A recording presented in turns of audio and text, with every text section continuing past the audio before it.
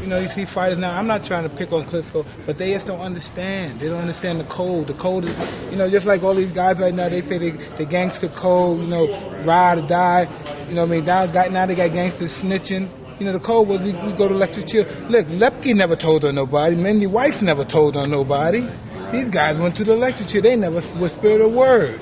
They wanted their monster ball suit and they went to the electric chair. You know what I mean? And I'm not saying I'm a gangster, but boxing has a code too. You don't give up your title that easy. My arm is broken. How many fighters you know Willie Pep broken, or Ray Rob, Kid Gavin? These guys got broken hands, bro, and they still fight. You got to carry them out. You know? I could have quit with Lennox. I could say, well, he's clobbering me. I'm taking the shellacking. But no, you got to take it. You talked all that shit. You take your beating like a man. You have to take it like a man. You know what I mean? But when I fought those guys, you know, people would say Tyrell Biggs took his beating like a man. You know, a lot of great fighters, guys that so-called great fighters, didn't take their beating like that. And it's not a proud thing, but that's the world we live in. That's the world that we live in.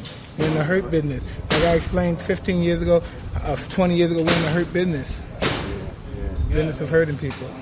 But I'm not. It's not going to be easy getting rid of Mike Tyson. I mean, it's not that kind of guy. You know, being the tutelage and the customado. You know, we as fighters, we have no more air in us, and all types of atmosphere, all types of particular forms. Just continue to fight. We can't fight physically. We fight emotionally, intellectually. It's some way we just got to fight. The royalty and all this, right? The novelty, the royalty, and the chivalry and all this boxing thing. You know what it is? It's the struggle. All this stuff comes with the struggle. The struggle brings all. That's the nobility in this game that we're in. That's why everybody from all walks of life comes and see us. Not necessarily me, but just fighters. Rich, the poor, the blue bloods, the red bloods, black bloods, anybody, all nationalities from all spectrums of life. They come because of the struggle. Foreman and these guys, they was out in the world. They had a chance to focus. Like, well, I'm gonna make up my mind. They had people to console them, family members. I'm in prison. I'm in the belly of the beast. Everything in there is nasty, filth, disgusting, hatred, racism, just miserable, just dreadfulness, wretchedness. That's all that's there. And I came out and I won the title. I won 2 more belts. That's one of the greatest feats in Americans in world sports. The greatest, but it'll never be because I got the snigger of the giant killer. What you call those guys again? They called me. No, yeah, I'm a Goliath. I'm not an underdog. So that's why people say they don't even think about that. Can you tell me a fighter you know that went to prison and came back and won the heavyweight championship of the world within 4 rounds? Won 2 belts. Just name the guy. Any guy, lightweight, welterweight. Name anybody that went to prison. No. That did the time that I did.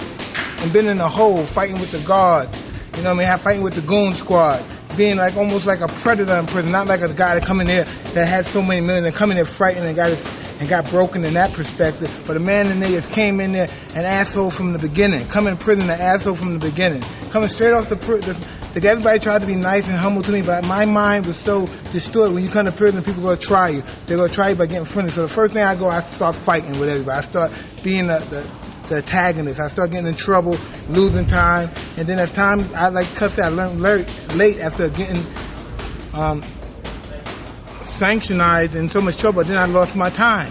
Then they gave me an extra year, and now I had to go to this school and I had to go through these tests and I had to build up credits to get my time back. Now that's when I took it serious. That's when everything sank and it set in my mind, and I looked at retrospect that they can keep me in here for the rest of my life.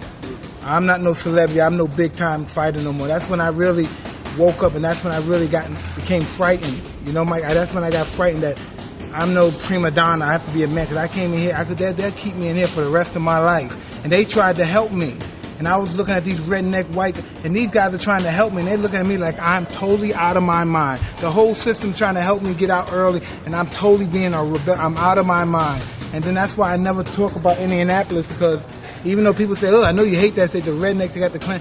I met the best people I ever met in my life in that place. People that are willing to help you. Black, white, guys in the Klan, guys with the white power, the black gang, guys that are truly willing to help you, regardless of what reason they're in that situation.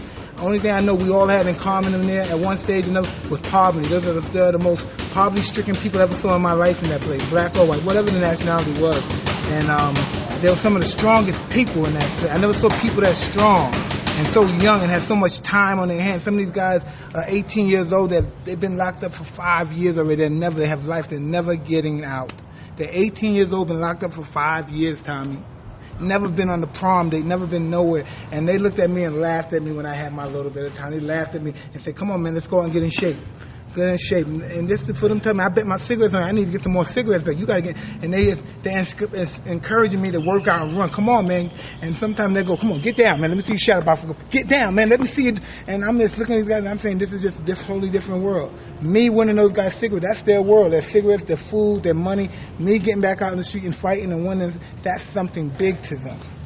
As you get older, you appreciate the substance of the heavyweight championship. You understand it's not an easy piece of jewelry to possess.